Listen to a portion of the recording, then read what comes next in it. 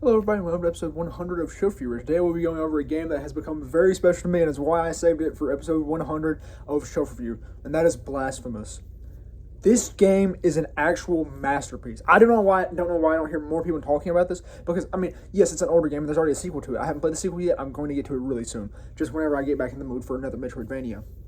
But yeah, it's literally, it probably is now, I'd say, my favorite Metroidvania of all time, because it is literally just phenomenal. Like, previously, it had been a close tie between Castlevania Symphony of the Night, was very generic, but honestly, I'd say Circle of the Moon was probably my favorite, because I love Castlevania Circle of the Moon. I love its, like, art and all that, especially since it's in the GBA art style, and I love GBA pixel art. It's literally probably my favorite, I guess, pixel art of all time, besides Blasphemous. I loved Blasphemous, like, pixel art. I just love Blasphemous in general. Blasphemous is such a good game. Like, I cannot speak the praises of it highly enough. But I was going to get into the story briefly, because, the story isn't anything. Yes, it's complex. Yes, it's deep. Like, but you got to derive a lot of the story from, like, reading the details of the little items and stuff like that. And what I did was I read all of them. I read all the details of, like, the items, the bones, the key items, the rosary beads, all of that stuff. And it was just really fun, because, like, it didn't really tell, all of them didn't, like, tell one, like, linear story, but it told pieces of an overarching story, which is just really, really cool. But yeah, so the story starts off, we're introduced to the penitent one, and he is sent to the world of Civstodia. That's how I'm going to say it, Civstodia, because it's Cvstodia, and that is the world we're in. And in this world exists a thing known as the miracle. And now, it's not really, I don't believe, really described if the miracle is necessarily a blessing from some god, or just a god itself. Because the miracle has gone about the world and essentially left it in ruin. The miracle, one of the first people blessed by it, was turned into a tree and left to see the sins of man for for all time, essentially, because we see, actually, as we go to the Knot of the Three Worlds, which is an area in the game, we actually get to see the patient zero of the miracle. And it's really cool, because the Knot of the Three Worlds actually reminds me of a panel from Berserk, which is, I believe, based on a place in Italy. It's where the little bald egg dude is, like, sitting and he's watching after something, and then he sees Griffith staring at him. It's like, it's in the Golden Age arc. I can't remember exactly where, but yeah, so that's a brief tangent there. But yeah, so the miracle is I guess it's really a curse. The miracle is quite an oxymoron, because it's really a curse upon the world of Civstodia. Because what it does is it essentially the miracle punishes people for their sins. Even though they may not have done much wrong, they are all horribly punished by the miracle. Almost everyone suffers because of the miracle, because the miracle has just ravished the world of Civstodia. So, we are left as the penitent one to go about and free people from this horrid curse through our penitence. So, we are sent in to first acquire, like, these 3 talismans by beating these 3, like, visages. So, the first boss you go against is, like, this, I don't even remember his name exactly, but it's like this just jumping hunchback thing that just slams the thing down. It's super easy. But yeah, so that, and then you end up going to I called it Alfredo, so it's crap. I can't remember it right now. I'm just gonna call it Alfredo, because I can't remember what the name was. Like I said, it's been a moment since I've completed this, actually a couple days. But yeah, so the main area is kind of that Alfonso. It's not Alfonso, but that's the center area. It's not really important, because there's actually nothing much there. But yeah, so you press along, and ultimately you end up going there, and then the world kind of opens up to you. You have 3 different places you can go to. You can go to the Lady of our Charred Visage. You can go down into Grievance of Sins and John Doe, or you can end up going to Mercy Dreams. I went to Mercy Dreams first because I was following a platinum guide, not like a hold your hand, just to make sure I got all the trophies that were possibly missable, which I did. I didn't end up doing a 150% run. I did a 100% run with platinum. So I technically haven't got everything. I beat all the DLC bosses and all that were available in New Game, and then I didn't ultimately end up getting the C ending. But I know the C ending is a true ending, so I'll probably go back and look at that eventually. But yeah, so you go to Mercy Dreams and you fight. This is what hooked me. 10 Pleiad. This is the first, like, major boss of the game, and oh my goodness, it is such a good fight. I love the design of Tenply. Like, it is a beautiful character design. It's like this. Okay, you have like a ram, not a ram, but like a deer skull with like a human desiccated body with nails through it and all of that. Like, it is such a cool, like, just boss. And then what it does is it uses like biological life with the usage of trees and like birds and all that, and it throws you. And it's honestly a pretty difficult fight, but it didn't take me long to get through. That's what I loved about the Blasphemous boss fights, was that when you're going about them, you just like, you will struggle, but it's not an unfair struggle. It's learning, it's acquiring knowledge, and oh, it's euphoric whenever you ultimately beat that boss that you've been trying to get, you trying to learn, get down, testing out different rosary beads and all that. Oh, I literally cannot speak to a high enough degree about how like beautiful that was. Like, I loved the bosses of Blasphemous. But yeah, so you go there. I then went up to the Lady of our Charred Visage, fought there. There you fight, crap, I don't remember the exact name, but it's a face and has a broken piece of skull out of its front portion. You got to hit the brain to kill it, and it has two hands, which are like launching projectiles at you. And that was honestly a pretty hard fight. That was kind of like our first face, my really, really like hard challenge. Not hard challenge. Like, it took me probably about 10 attempts, but that was a really fun fight because you learned through doing it. Then, after that, you end up going down to Grievance Ascends, where you find Tres Augustus, or something like that. And there's the 3 spectral women floating around, and one of them is throwing this, like, spinning ball thing at you, and the other 2 are throwing spears. And this fight, it was really fun, because you're as you're going up, there's a fire beneath you, and it's rising, and you're having to navigate around the room as you're fighting these bosses. And it honestly lets for some pretty good challenge. Like, that was probably the easiest so far of the 3 like bosses to this point. Like, it was still really fun. But yeah, so then after that you end up progressing, and you get all 3 of the talismans essentially that you need.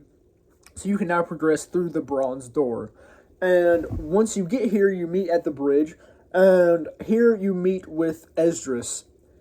I loved the Esdras fight. The Esdras fight, it had to have been my favorite fight in all of Blasphemous. It was so much fun. Like, and I say that, it took me over an hour of straight attempts to beat Esdras. Esdras was the hardest boss in all of Blasphemous. I would say Sierpes, or the serpent, the big serpent in Mourning and Havoc. That's probably the hardest for me. But Esdras was like the most fun grind of a boss. Like, it was second hardest in my opinion, and it was still like the most fun. It took, like I said, it took me a straight hour of just going back and fighting Esdras. But you gotta like learn his moves, learn what you can deflect, learn what you can't, testing with different like rosary beads and stuff like that. Because at that moment, you don't really have many rosary beads that can allow you to resist lightning attacks. And he has a lot of lightning attacks. And that's super fun, because you gotta like figure out how you're gonna go about this. And I did that, and I loved it. And ultimately, in this fight, once you get toward the later portion, when you get him down to, I believe, 3 health bars, he brings out Perpetua. Now, Perpetua, you had fought previously when going to John Doe and all of that, and she is the sister of Esdras. And I know when in the true ending, you have some like interaction between them. Like, if you go to because I did this for my bronze medal achievement, which was the 3-hour speed run of the first 4 bosses. In this, you actually have to go to Perpetua's grave and like talk with her about how Esdras believes you're going against the church, but you're actually just freeing like the people. And Esdras will kind of understand your plight here and not end up fighting you. So you can avoid the Esdras fight entirely. I'm glad I didn't do that, because I loved the Esdras fight. But yeah. So, Perpetua is the sister of Esdras, who you killed earlier on in the game. Killed, but she's like in a spectral form, and you fight her and ultimately end up beating her. That's what the weird thing is for her fight, though. If you don't beat her on the first encounter, she doesn't reappear. But yeah, so this ends up happening. And when he's down to 3 bars, she comes in and fights you too. And like, that gets hard. That was really hard. Like, that got me more than like almost anything. Like, more than his first phase, more than his second phase. Then when you get to that, it's like, oh my gosh, it's hard. But I ultimately ended up beating it. So then you pass through there, and you then go into Mother of Mothers. Well, actually, go into the Ferris Tree, then you go to the patio of something, and then you go into Mother of Mothers. Now, this was a very enjoyable area. I really liked Mothers of Mothers, but I really liked Arch Cathedral Roof. I believe that's what it's called. Rooftops. Arch Cathedral Rooftops. Probably more than that. Yeah, so here you end up fighting...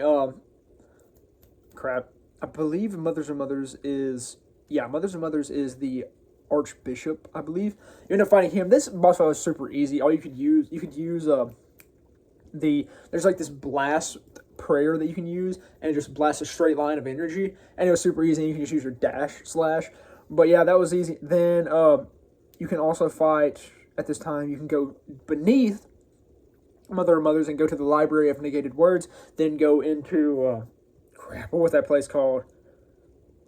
Canvas of Sleep or something like that, or Sleeping Canvases. I can't remember. It was a green area. I know the box was green, and you can go down there, and then that's where you fight Exposito. Exposito was honestly a cool design because it was an infant, and this infant was being held by like some beast, and which you are you're not actually fighting the infant, but you're fighting this like snake thing that has a face, and it has a vertebra that you can attack. And it's a super easy fight because you can just jump up and keep hitting that vertebra and be behind the face of the face that can't actually hit you. But like, and you can just use Debla, which is one of the prayers, and just blast it there. So it's super easy, but like honestly, I like the design because when I first played, I didn't know that Exposito actually came into the foreground and could hit you. I thought he was just like a little animation. No, I got blasted one time because he one-shots you. At least he did when I was at my level of health. But yeah, so after that, you end up going to, what is that area? It's the area to the east of Arch Cathedral rooftops. It's like a prison area. And you go in here and you end up fighting Circe, or Circe. It's Quirces, and it's like this flame boss, and he's like flying around blasting all that. It wasn't that hard of a fight. Like, it only took me, I'd say, less than 10 attempts. But this fight was super fun. Like, I loved it too. And Circe has a really cool design. It's a very tragic story as well. But yeah, so ultimately after you do that, then you end up, you end up getting all three of the masks, and then you use the three masks in Arch Cathedral rooftops. Arch Cathedral rooftops. Because what you were doing was you were acquiring masks. You did through this. The Archbishop gave you one, Circe gave you one, and Exposito gave you one. And this was all to slowly activate and access more and more of Arch Cathedral rooftops through this elevator. And ultimately, you go to the top of the elevator, and then you go west, and then you run into Chrysanta. And Chrysanta was a fun fight. Like, I love the Chrysanta fight because it was like essentially like a Shadow Link fight, because Chrysanta is a character who is very similar to you and has very similar attacks. And so you're fighting Chrysanta and all that, and then ultimately you beat her and she goes away. And actually, later on in the game, you can go into this like church area, which is all the way on the furthest, easternmost. I don't know if that's a word, but eastmost side of the map, where she has come to die, essentially, and you can talk to her a little bit, which is really cool. But then after that, you end up going west some more, and then go to the final area where you meet up with the most punished by the miracle, Escribar. And this fight was kind of underwhelming, I gotta admit. But, so, the fight with Escribar, I know the C ending fight has a different fight, so I might end up just going back and doing that, because, I mean, I got pretty far in my New Game Plus when doing the Bronze Medal achievement and getting the crossing, which is a side quest achievement you gotta get. But yeah, once the Escribar fight starts, you end up fighting his, like, I guess, more human form. And in this, you end up just kind of, he throws some projectiles at you. He's predominantly a projectile maestro, if you want to get actually Spanish. But yeah, he's just throwing projectiles at you and stuff like that, like fireballs, just random energy projectiles and stuff like that. But yeah, so ultimately you end up beating his first form, and then you go to his second form, which has a like sword with an eye flying around trying to hit you. And ultimately, you have to damage the sword to open up the mask of his, I guess, chamber, and it reveals a red face which you can hit. And if you use Debla a lot in this fight, it's super easy to get past him. And ultimately, you end up beating him. Now, you get one of two endings in the base game if you do multiple things. But in the DLC and New Game Plus, stuff like that, well, actually, you can do it in the base game if you have the DLC. But you have to have Echoes of Assault enabled. But yeah, you can get a C ending. Now, I don't know the C ending because, like I said, I didn't achieve it myself because I was getting completed with it and just got my platinum. So I was like, okay, I'm kind of done with this now. But yeah, so the B ending, which I got first, is the bad ending. And in this ending, you end up meeting with this little orator dude who's been kind of like and narrating your story throughout the entire thing, telling you and updating you on the lore of the world each time you beat a boss. You end up meeting with him, talking with him, then you climb up this mountain, and ultimately you end up going up there and dying. And you are put amongst all the other penitent ones who have come before you since you failed kind of at your task. I mean, you didn't fail at your task, but you just didn't distinguish yourself. Now, in the A ending, which I got second, and you can get in the same save file. You just got to go back to your original save and then do the challenges required for the A ending. You go about and you destroy these statues that you pray to I guess kind of, not, I don't guess, but to remove your guilt, because guilt is a concept in this game which limits your fervor and it's just your fervor, yeah. And it's kind of like when you lose your soul in Dark Souls, or your humanity, and it like has an effect on you. In this, you don't get to use so much fervor when you have guilt, and fervor is what you can do prayers with, which is the magical abilities. So you end up going to these statues to restore your fervor and remove your guilt, besides just going up to where you died and restoring your guilt or restoring your fervor that way. But yeah, so in this, you got to go around and destroy all the statues, fight these little like dungeons that appear after them, and then ultimately go about doing your thing, go back and fight the boss with this new item that you've acquired through this, which is essentially a seed that slowly develops into like this specific thorn. Now, then you go on that ending, and on this ending, you get to the top of that mountain that you climbed in the B ending, and you sit upon a throne where you take your blade and draw it into yourself, and from this, you sprout roots and attachment to the chair. Now you become the new blessed god. You become the new miracle, and everyone starts praising you. A massive religion grows around you, and then one day, someone comes up just as you did and draws the sword from you to go on their own pilgrimage. But yeah, so that is the two endings of Blasphemous, and both of them I really enjoyed. Like, I loved it. But yeah, I guess I'll kind of get into like the other aspects of the game now. Like I said, graphics phenomenal. This is some stupendous sprite work. Like, all of the bosses looked great. Like I said, Tin Pleiad, though it's more of like a simplistic boss, is a beautiful design. But yeah, so that's kind of like the art style of it. Like, I can't say much more. Like, it looks, if you want a metric, it looks better than Symphony of the Night. It looks better than probably most sprite-based games that you've seen. But yeah, so that is that. The music was really good. I love the music. It was especially good in the boss fights, as most games are. It was great. It had many good soundtracks. And I guess I'll kind of get into the areas next. Now, the areas, I actually enjoyed most of the areas. Like, I love like the puzzle like aspects of them and doing different things. Like, I love collecting the relics, which are like key items you get throughout the game. There's 6 of them. They allow you to do different things. Like, one of them allows you to speak to corpses. One of them allows you to sprout like thorns that help you access other areas. Some of them help you stand on like these blood miasmal like little platforms to help you do some more platforming and stuff like that.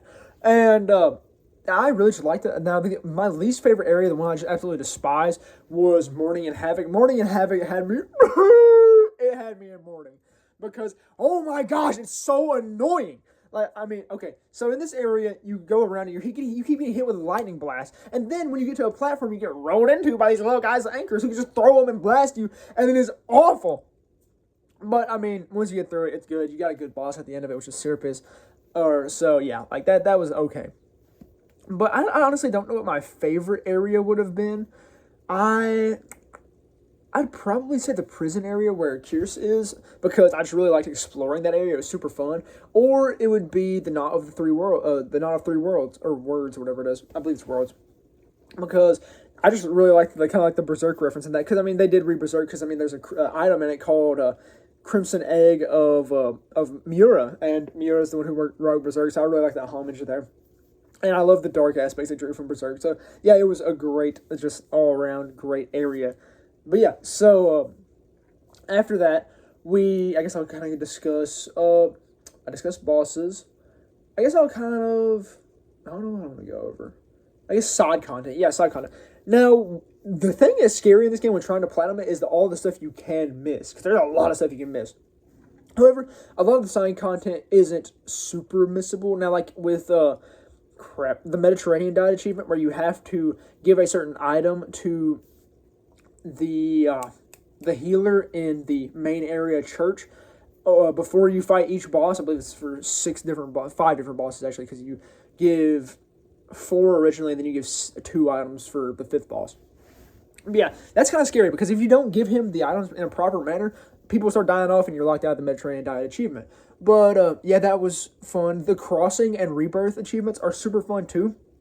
The Crossing and Rebirth both lines you follow Redanto, and Socorro he's this dude who's praising essentially this person that's like blessed by the miracle. They're in torment, and once you go through all of our cathedral rooftops, you give them these marks, and that ultimately ends up freeing them. And now this dude is left with no reason or no knowledge of what to do. So he goes up to the Archcathedral rooftops, and if you don't have this certain knot of, like, it's not a knot, but it's like this certain item, like talisman, to give to him that you received from Ludvico, or whatever his name is, in the actual church area outside of Alfredo. But yeah, so if you don't go there, then he will end up jumping off and killing himself. And the cool thing is, you can see as Redanto passes by and sees his corpse, and you get the crossing that way. But if you end up bringing it to him, he ends up saving himself, and he ends up going and living his life. Even though he lost his purpose, he rediscovers his old purpose, and he goes about his life and enjoys it. And I love that. But yeah, that's probably my favorite side quest out of all of them, because that was just super fun. I love the story behind it. I love how long it lasted.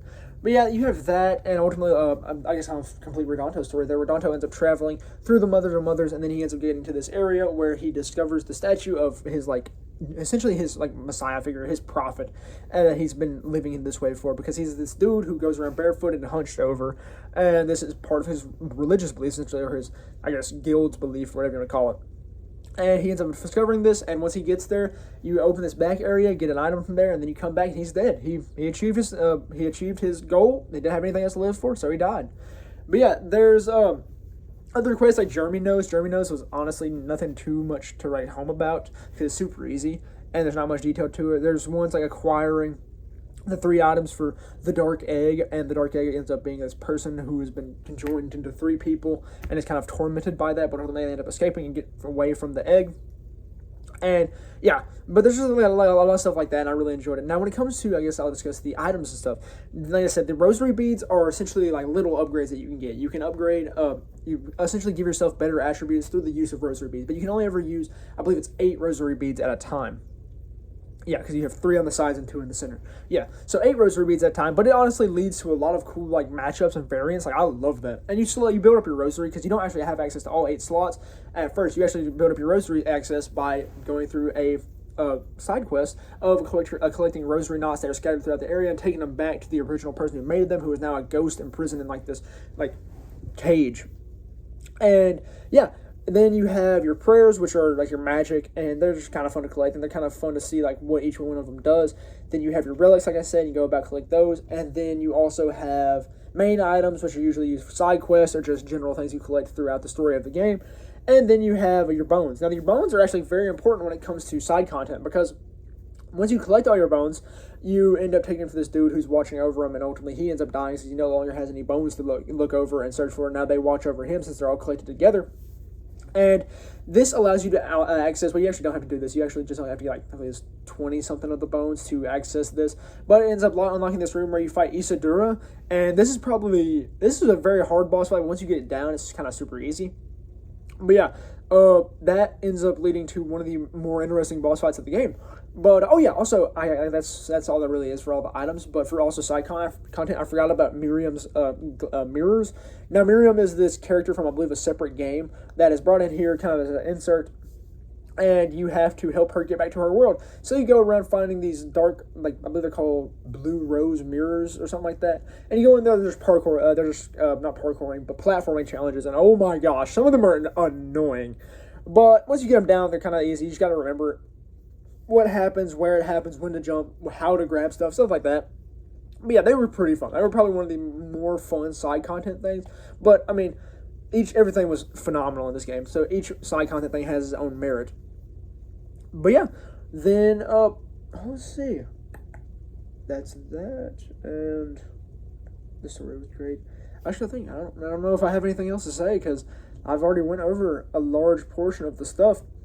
I guess the combat. Oh yeah, I forgot to mention also that you can upgrade your sword or your mea culpa. Oh, I forgot about mea culpa hearts. Yeah, mea culpa hearts are things which you insert into your sword at a specific pre deu or whatever they're called. They're save points.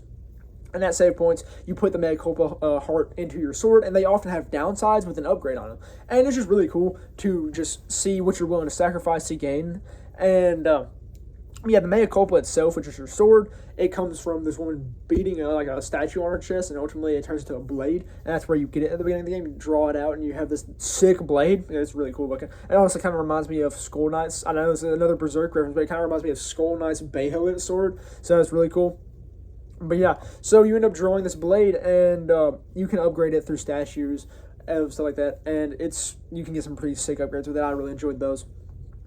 But yeah, that's all there really was for mea culpa and just upgrades.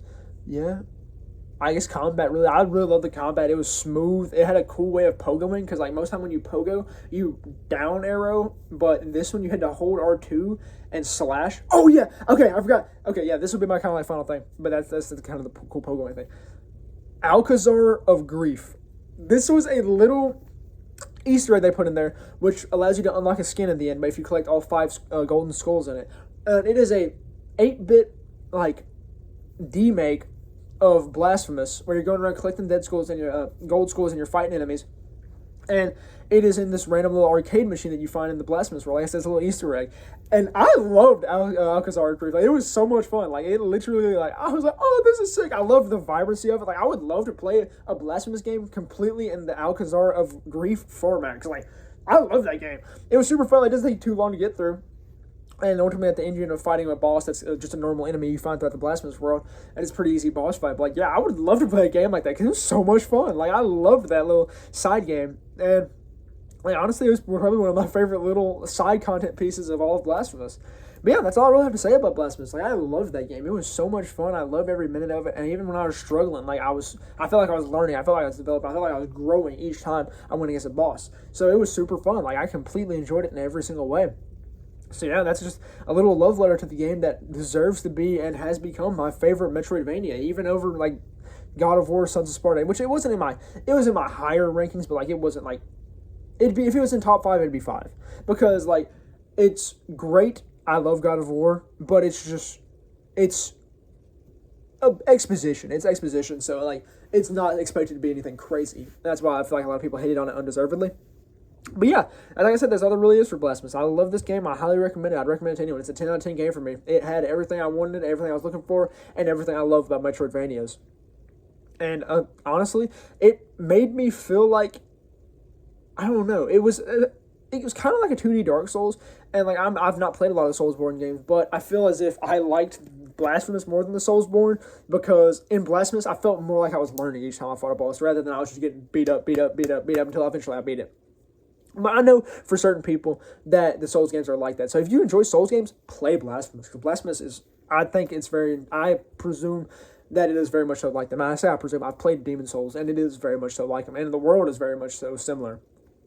So yeah, I highly recommend going to play it. Like I said, 10 out of 10 game. That's all I really have for Blasphemous, and that's all I really have for this big centurial episode of Shelf Review. Thank everyone for being here. I really enjoyed doing these. I'm going to continue to do them, even though I've reached 100.